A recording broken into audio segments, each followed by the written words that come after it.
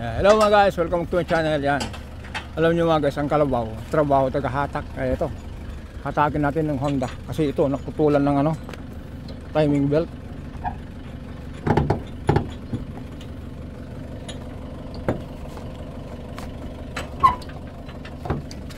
Parang yan o, putol. Almost 1 year. Kaya yan, hatakin natin to. Ayan, ready na ito ano. Ikaw kalabaw ka konting tiis lang.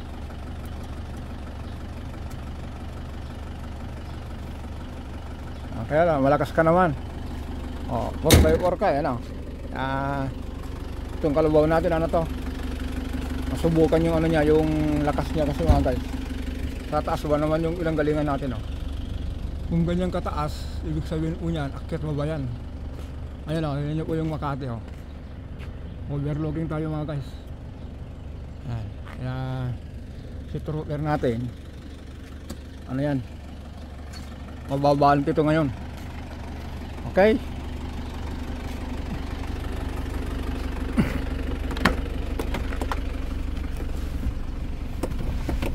Ayan mga guys.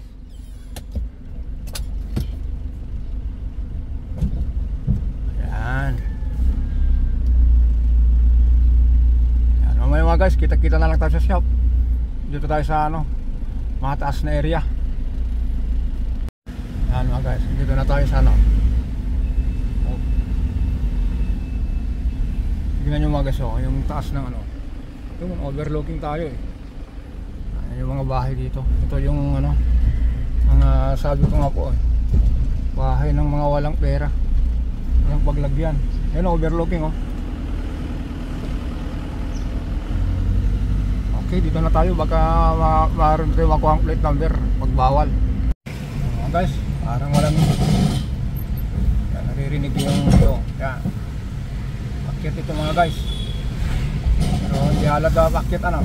Pero ano mga guys, ano to, parang walang inahatak yung kalabaw. Sabagay, kalabaw to eh. Yan o, narinig nyo yung ugong niya. Pakit to mga guys.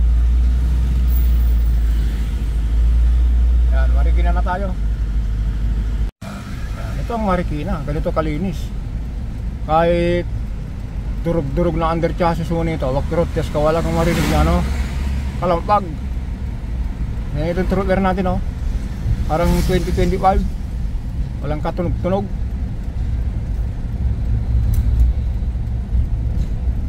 Kaya mga guys, kung dito ka sa Marikina tapos mapunta ka sa mga halimbawa Quezon City, Antipolo, manibago ka talaga.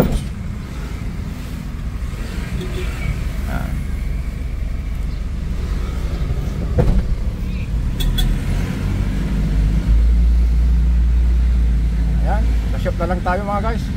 Ayan mga guys, kanina hatak-hatak lang natin. Ngayon diyan, pinapahigop natin yung ano, yung tubig sa para hindi kalawangin.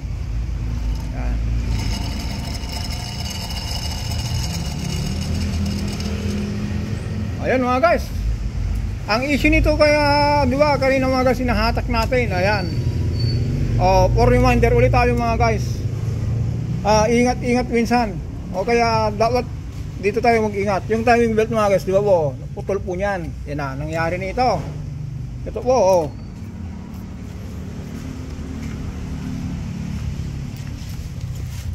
Nakanganga, baluttot. Yan, isa, dalawa, tatlo. Tatlong isang intake, dalawang exhaust. Ang nung naputulan yun mga guys, yung running mate, yung 2 at saka 2 saka 3, yun ang nakaangat. Pinalo niya po ito, kanindun tong pero kung ang nakaangat mga guys, 1 at saka 4, ito sanang bumaluktot. Ang gagawin natin dito mga guys, pilit-test natin to. Ayan mga guys. Ayan si Sir ayan o. Effective yung binili natin o. Para malinis natin ang tanggalin natin yung tubig. Ayan, abangan nyo to mga guys. First and second episode, yung paghatak at saka yung pag-deliver. Ayan. Ang pawalitan natin dito mga guys, dahil nabuksan na po niyan, sabay na natin yung valve seal. Yan. Obligado head gasket. Kaya yan. Medyo ano po tayo nito. Makalkal yung bulsa yung may-ari nito. Ayun oh, naglalaro tong dalawa oh. Oh. Blood test na. Watch you. 12. Ayan mga guys, nagpaalam na tayo dito. For next episode, under tayo dito. Ayan, reminder tayo uli. Timing belt, tignan natin mga guys. Ito ba, di ba naputol yung timing belt? Ang nangyari, ito, makalas na natin yung balbula para makarisan natin. Nabalot yung tatlong balbula. Ngayon, dito tayo. Itong L3, muntik na rin.